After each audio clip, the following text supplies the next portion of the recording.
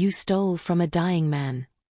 The accusation exploded across the grand drawing room like a gunshot, freezing every perfectly manicured face in the family. My cousin Victoria rose first, Louboutin stilettos digging into the Persian rug as if staking territory.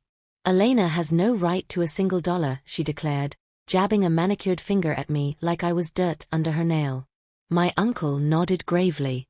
Murmurs rippled through the oak-paneled space like venom spreading. Aunt Lydia clutched her necklace. My brother Lucas stared at his shoes. Then it landed, the word that burned: thief. I never got the chance to speak before the lawyer. Mr. Hargrove quietly shut his leather binder and murmured, "Your grandfather anticipated this reaction."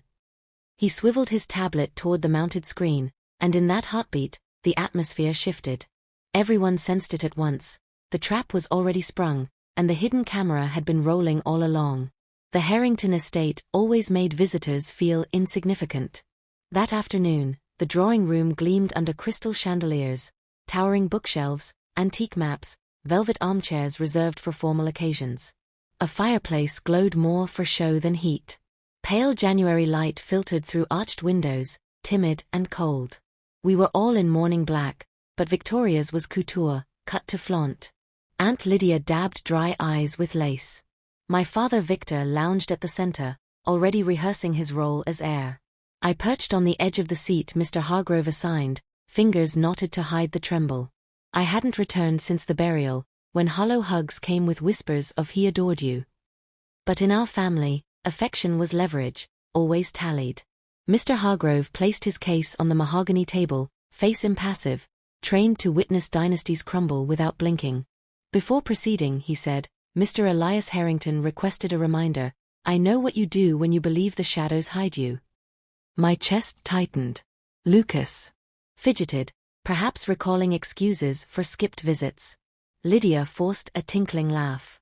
Classic Elias, ever the showman. Victor waved a hand. "Get on with it, Hargrove. Time is money." I fixed my gaze on the intricate ceiling moldings, bracing.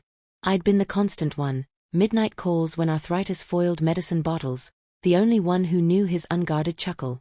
Yet here we were. Mr. Hargrove began.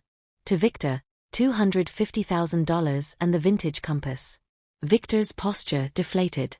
To Lydia, the Hamptons beach house for 7 years, then sold for charity trust proceeds. Her composure cracked. To Lucas, $40,000 plus the rare book collection, contingent on finishing college and holding a job a full year. Lucas paled, cornered. To granddaughter Victoria, $15,000 and one marble eagle sculpture. Victoria's jaw dropped. 15? There must be a mistake. Mr. Hargrove pressed on. The balance of the estate, primary residence, investments, vault contents, goes to the individual who truly cared without agenda, and who aided in revealing the true betrayer. Victoria voulti da preit. Wait. Before you name her, you all need to know the facts. Victor didn't stop her, his eyes gleamed with calculation. She whirled on me. Elena's been alone with him constantly. Jewelry vanished, rare coins, that antique globe. Only she had the keys, the codes, the opportunity. Uncle murmured agreement. Lydia sighed dramatically. "If there's truth to it, darling, confess now." I stood, voice steady despite the fire in my cheeks. I never touched a thing. I was there because he was lonely, not scheming. Victoria es Nerez. A public school teacher on scholarship, suddenly so devoted? Friends spotted you at high-end appraisers. Grandfather had dragged me there once, joking about overpriced valuations. Victor added softly, "Elena, did you influence him in his final days?" The room closed in, judgments solidifying. They weren't seeking truth, they were rewriting it to suit their greed. Victoria stammered, edited. Out of context. Mr. Hargrove's gaze swept the room.